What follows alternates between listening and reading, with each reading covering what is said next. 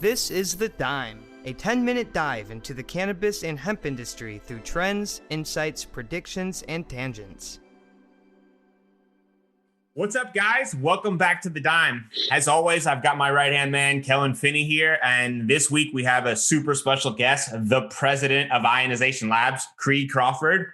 Cree, how you doing? How's everything going? And welcome to The Dime. Hey, thanks. And I'm so glad to be here with two people in the industry that I consider friends too. This is great. It's so good to see y'all. We're looking forward to chopping up with you. So Cree, I think for our listeners, it'd be great to give them a little background on you, how you got in the space, and really what Ionization Labs does for the cannabinoid industry. Yeah, I'll give you the abridged version. I started out in professionally in the space about 10 years ago. I had sold a company and I really wanted to get into the medicinal aspect of the cannabis plant.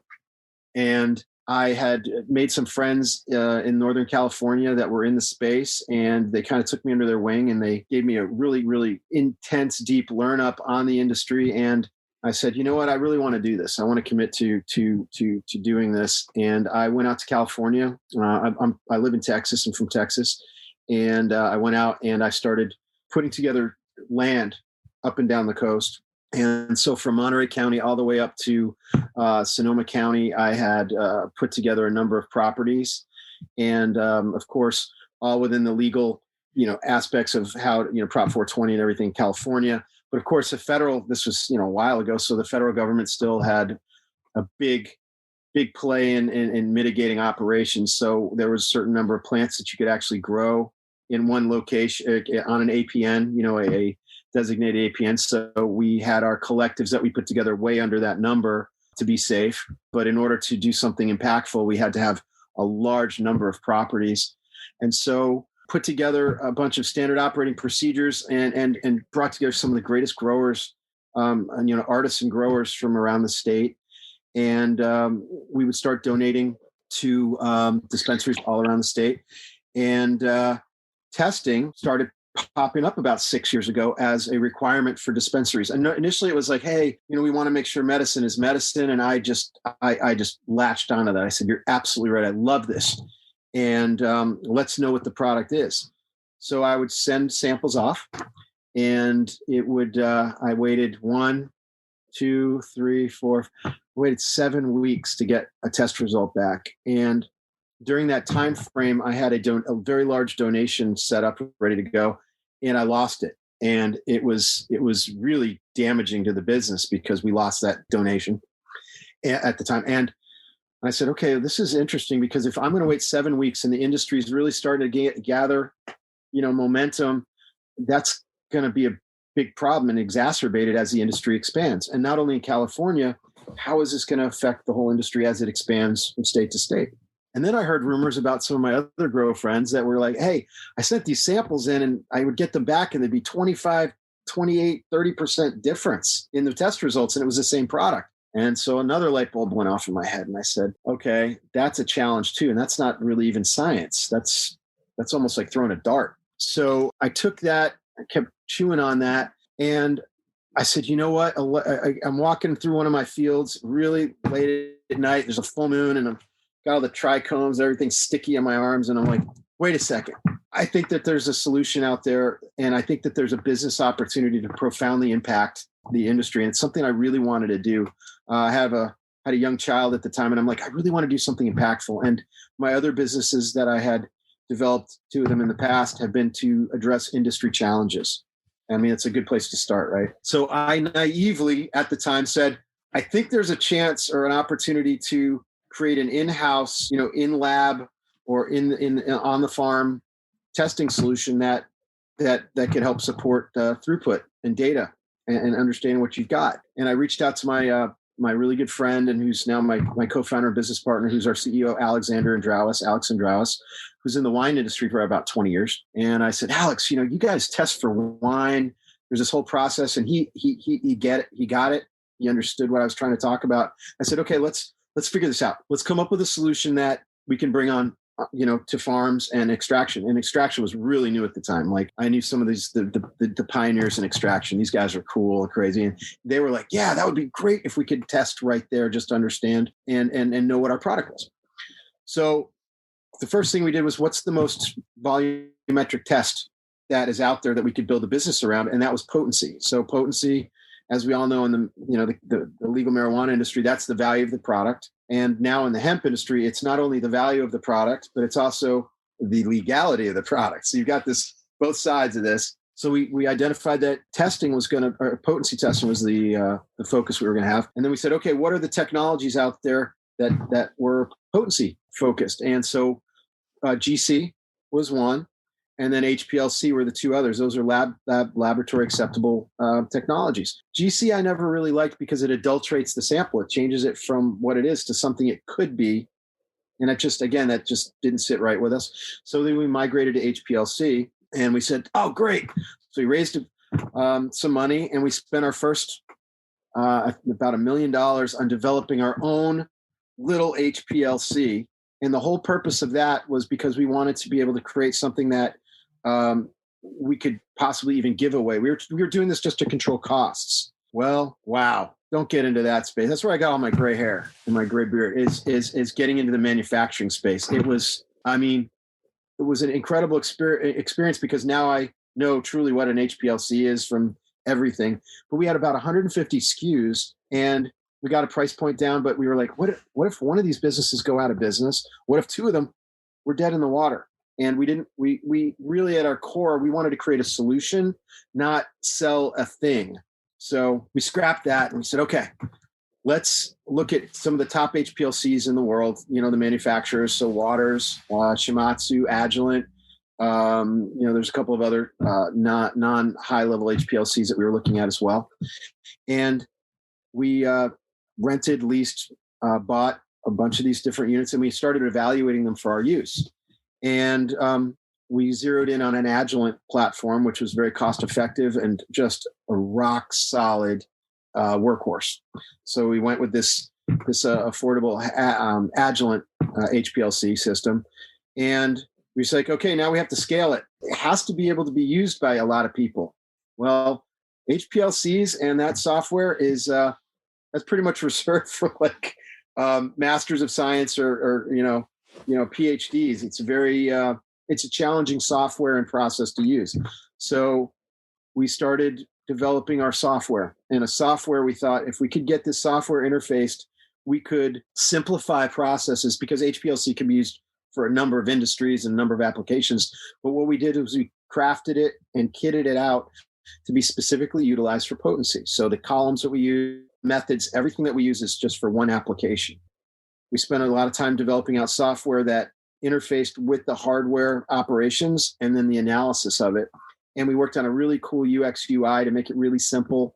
And then we went into the lab and we worked with some of the top cannabis scientists out there, like Chris Udella, great guy at ProVerde Labs. And Chris helped us to understand the methodology of extraction. And we went in and we reduced the number of steps in an extraction process by providing pre-filled vials and certain things that would eliminate human touch as much as possible. Because the one thing is, the more you touch something, the more variability there is that you bring into the whole thing. So we came up with a software solution, simplified methods, started getting these units out there into the industry. And then just last year, we have these in our labs now, these CannID systems in our labs. We have a centralized testing lab that we actually test for products around the world. They come in and we test as a service.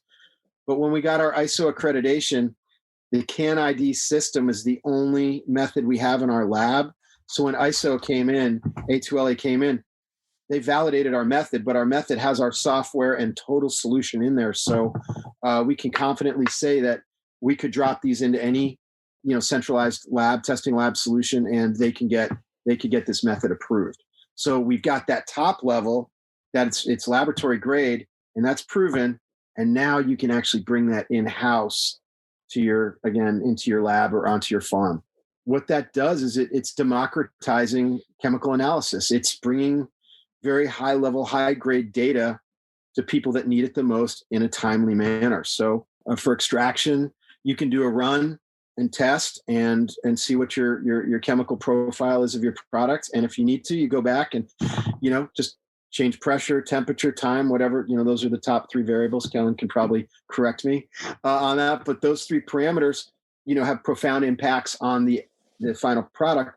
And you could go in and change those and do these runs and calibrate your system to maximize yield and also to keep your formulations consistent. And to have that on site is our clients, our client partners, they just love it because it's helping them with a process that's, it's affecting their bottom line in a positive way. And it's giving them the data and that confidence to run an operation, which a lot of times before it was like, okay, let's do this and let's send it out to the lab and wait. Okay, it came back, let's try this. And it was very frustrating. So we're operationally optimizing extraction.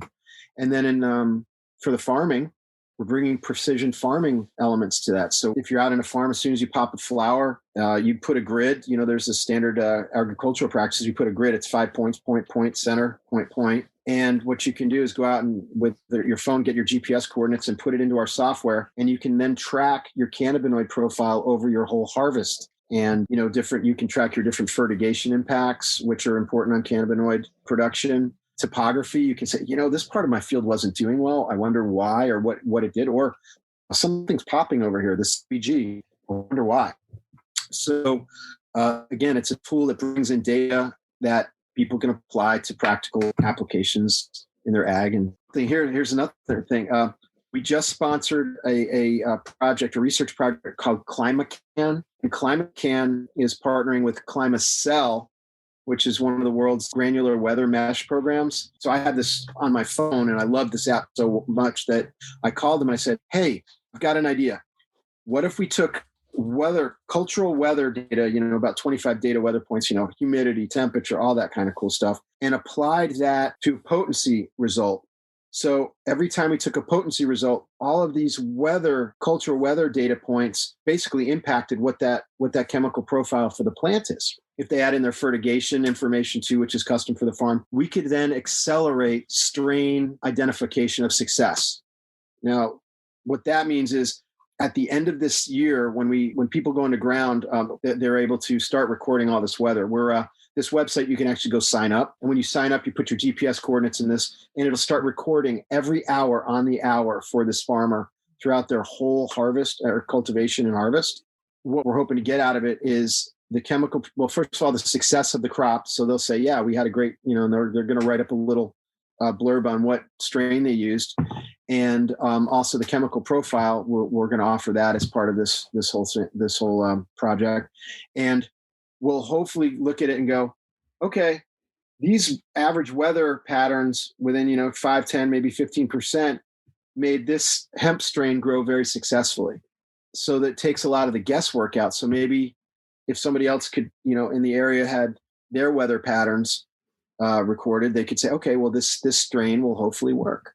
And we can accelerate that whole process. Because right now in Texas, that's been the worst. And I think a lot of states, you're guessing. You're like, oh, well, this is a great strain from Italy. I hope it works. It's within a, certain area, but there's so many variables that we just don't know.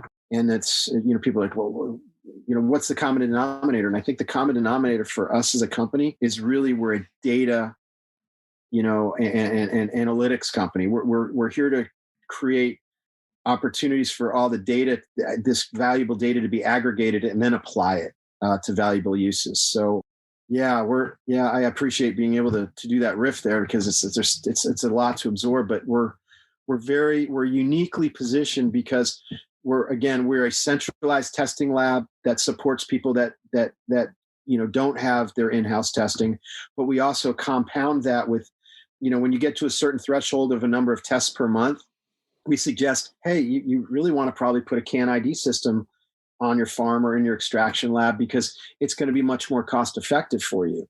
And that's what we built the solution to be, is a really cost effective laboratory grade that, you can really defend that data. And, who else uses it? We've got new marketplaces that are opening up. And one of the biggest challenges with marketplaces is somebody puts up biomass. How does anybody trust that COA? How is that real? I mean, there's a lot of, we all know, I mean, there's stories of labs even changing COAs to benefit the client. And not only that, there's brokers out there and they'll go in and change stuff. So how do you create a sense of confidence in a marketplace that's a differentiator? And that is by having a standardized testing platform so that everybody that's in that, selling and buying can refer to a specific test result from a standardized platform. I can say confidently we've done reports internally where we've got a Can ID system, say in California or Colorado or Florida or New York, and there's machine-to-machine variance in the single digits. And that's very, very compelling because remember at the beginning of my story, it's like, yeah, people are getting 25, 28% variance. Well, this is really low. So there's a strong confidence built into what we're doing. All these things go along with our commitment to the industry to try to raise the industry up by offering as standardized a solution that can be out there, that can be defendable, and with the data and support everybody with as close to real-time data as necessary to run their operation effectively.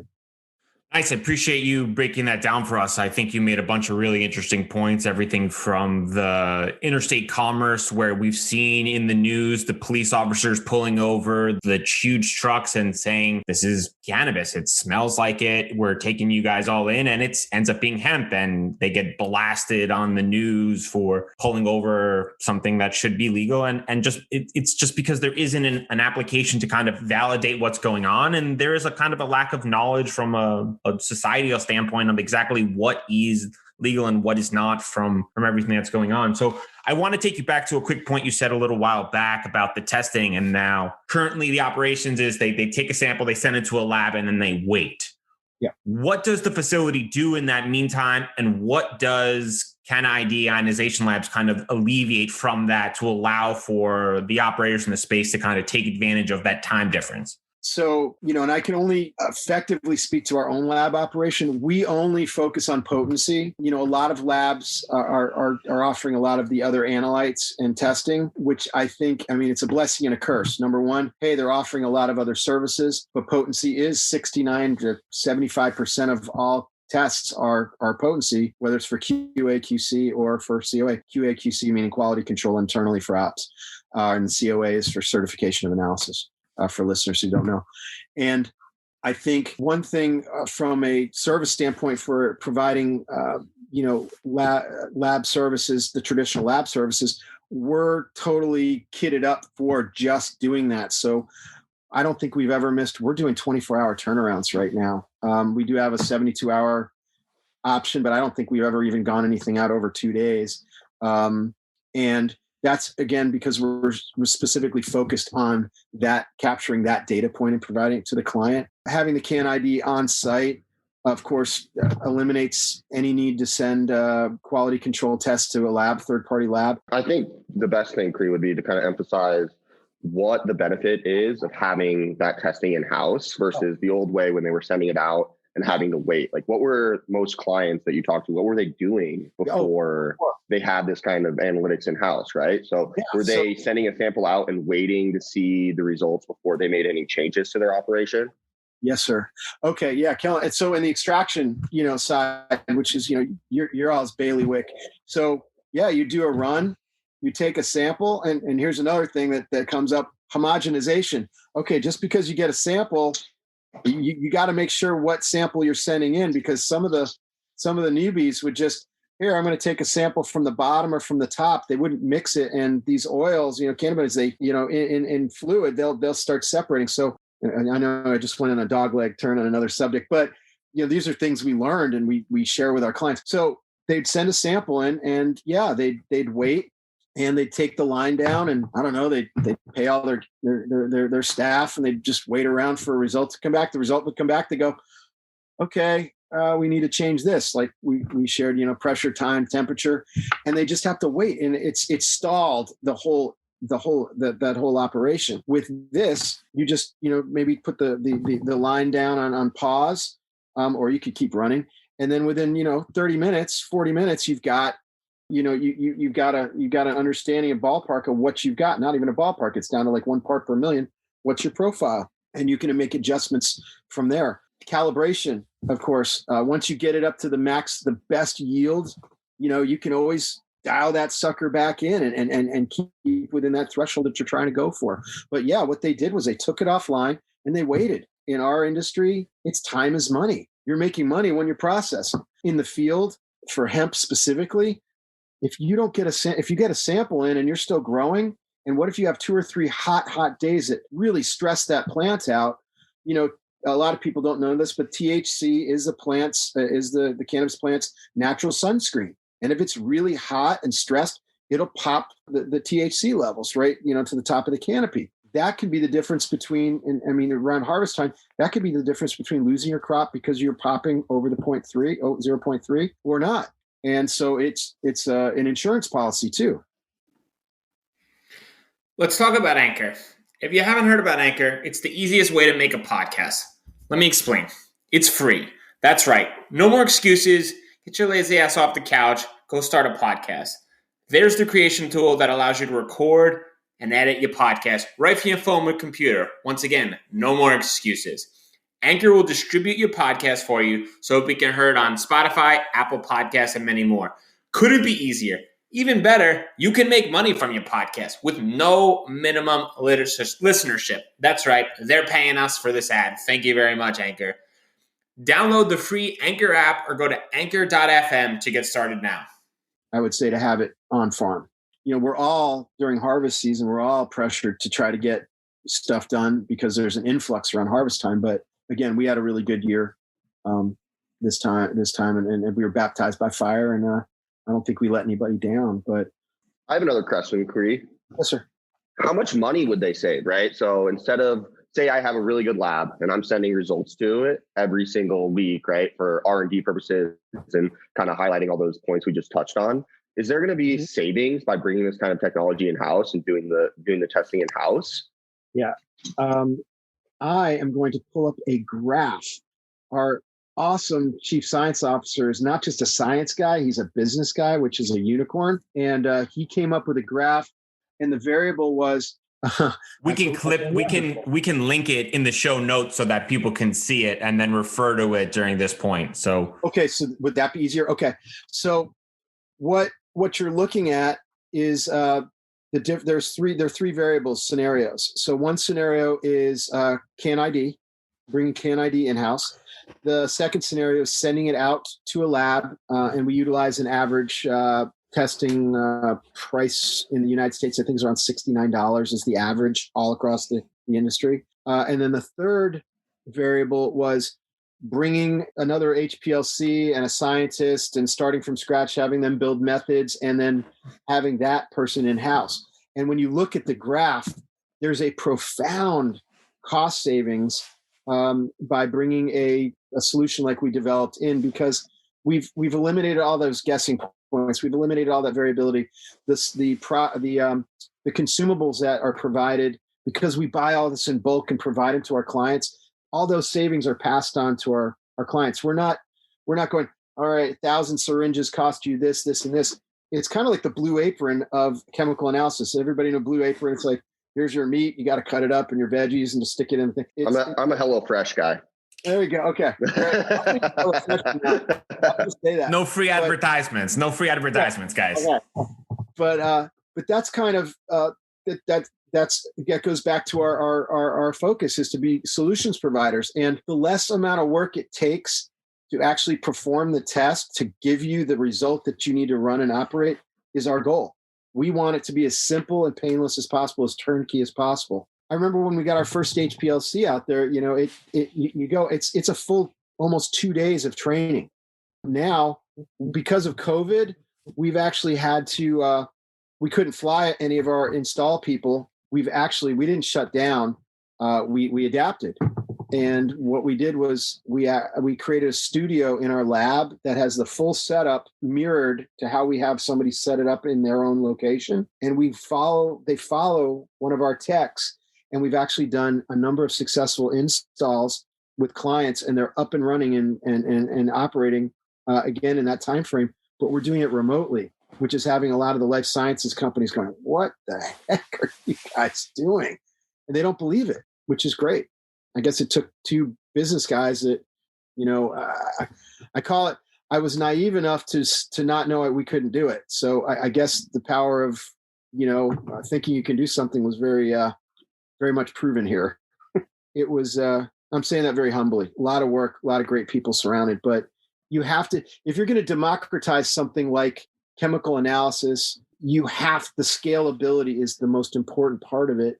And the simplification of it opens up whole new deployment opportunities for not only the hemp and legal marijuana, but in food and beverage testing. I mean, there's a lot of other markets that we hope to be able to bring this into to support those industries to be able to test more, because the more test data you have, the more you can run efficiently and again, create better products, offer more safety to the public, and just create for a better world, I guess. I thought you brought up something really interesting there. So other industries, do you guys work with your clients, say if we are curious about potentially sugar levels or something like that in a plant and a farmer's looking to kind of regulate those levels? Have you guys taken on projects like that with clients? Yeah, Kel, we haven't outside of that like potency circle, right? Yeah, so we haven't gotten into like a bricks testing for grapes or something like that. That's on the books. What we are expanding into is like terpene and solvent testing. The one thing that our software developer is so great, we had this thing built so the software can to integrate with hardware. We're hardware agnostic, and so our software, if we can get into the hardware mechanics, get into that part of it along with the analytics, we can just pipe right in. And when we do that, we're with Agilent, they've got, and other manufacturers, they've got GCs, and GCs are really good for terpenes and solvent testing. So that's our next one. Mass spec.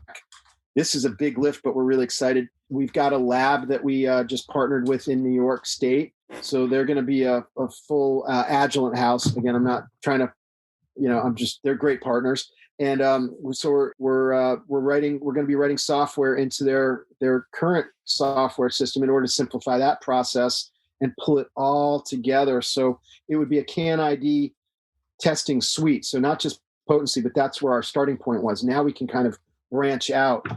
There's some other exciting things we touched upon earlier, different types of hardware that we can interface with that. It touches the whole ecosystem and creates, again, a whole solution as opposed to here's a thing for this, here's a thing for this. It's like, no, we understand the whole industry and the steps and processes. Let's do something holistically. So I want to change gears for a moment and go to a listener's question, because I want to hear both of your opinions on this. Kellen, you've often mentioned potency is king. Do you think it'll always be king? And if not, what do you think will surpass it?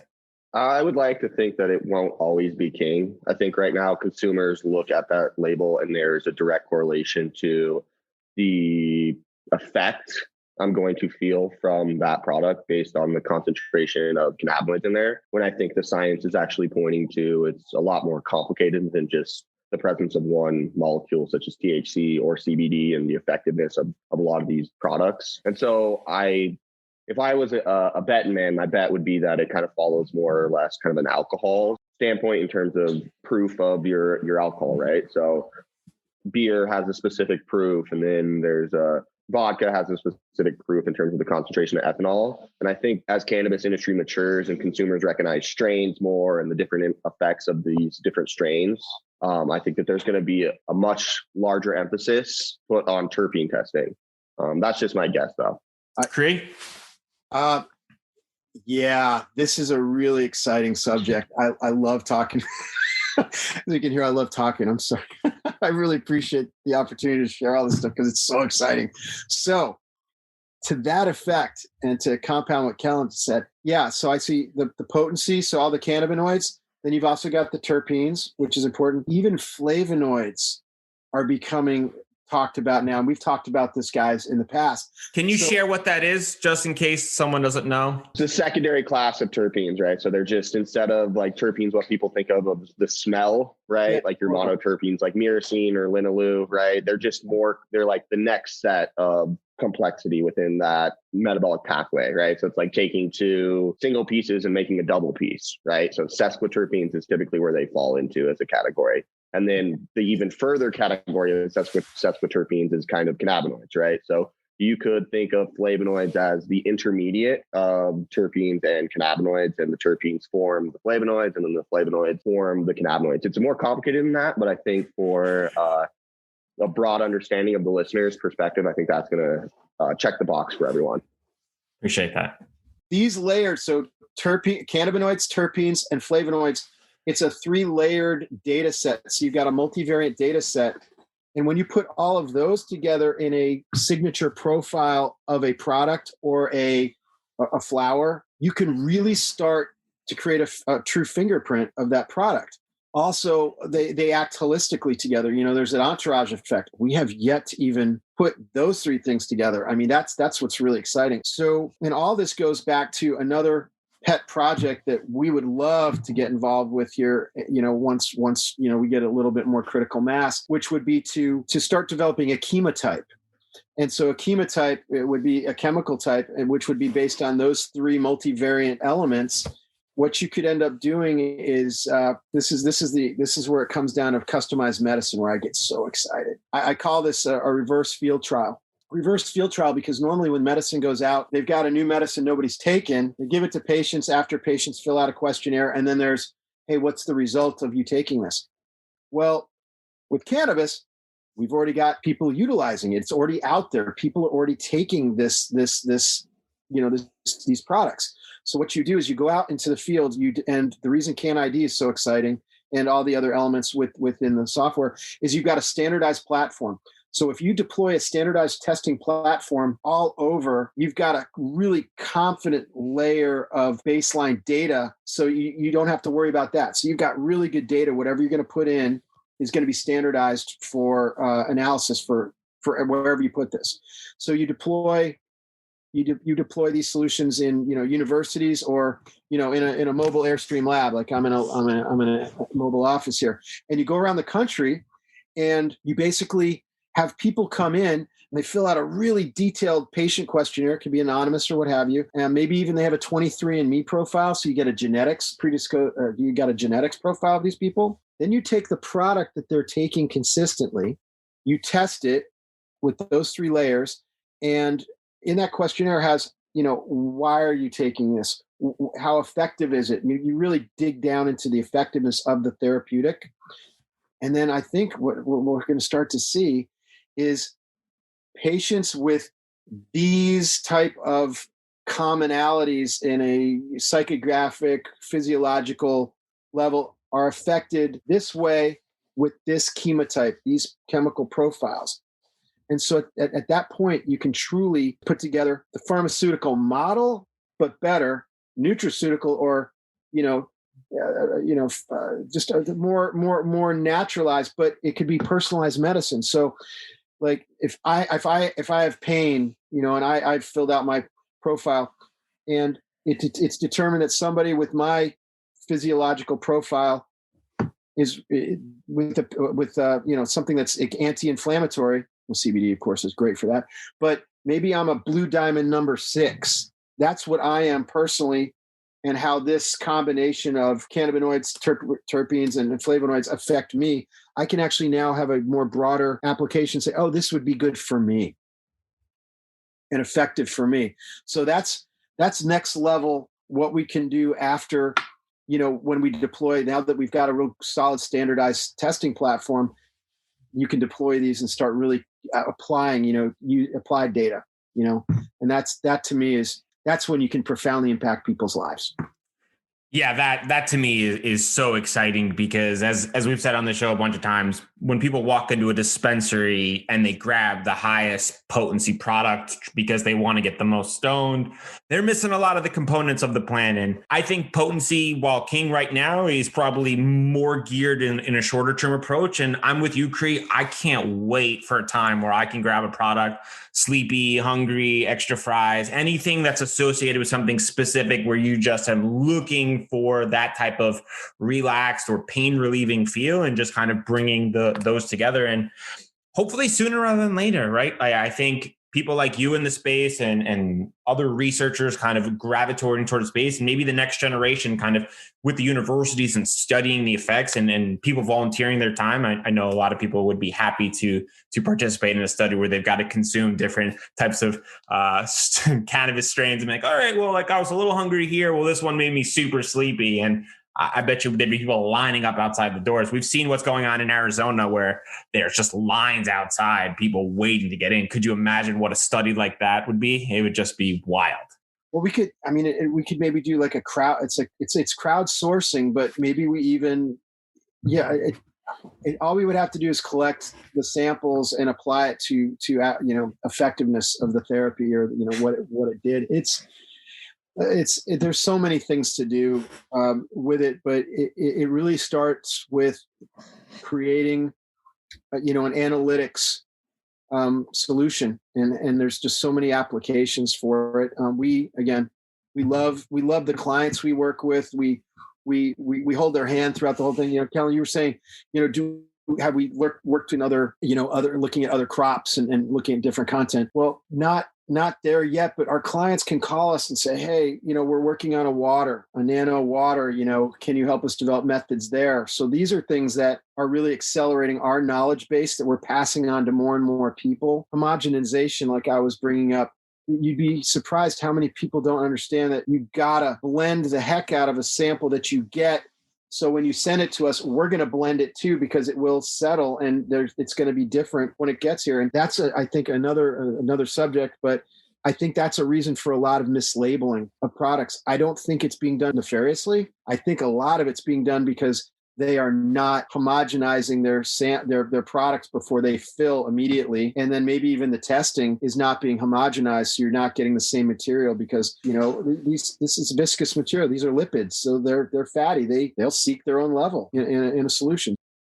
2 quick questions and then a prediction time. First one, Cree, when was the last time you consumed any cannabinoid products? So I take CBD nightly with melatonin. I'm 50. I got aches, and it's been really helpful. It's in your system, and when you wake up, you can get started a little bit more before you work out. And so, I take CBD and a melatonin combination nightly. Awesome. So last night. And for any listeners out there that have ideas, want to get in touch with you, want to learn more about kind of the value you bring to the space, and are maybe interested in learning more about the Can ID, what's the best way for them to get in touch with you? So I would say the website, which is an ongoing, journey. That website's getting better and better and better. It's can I give a website address out? Whatever you want.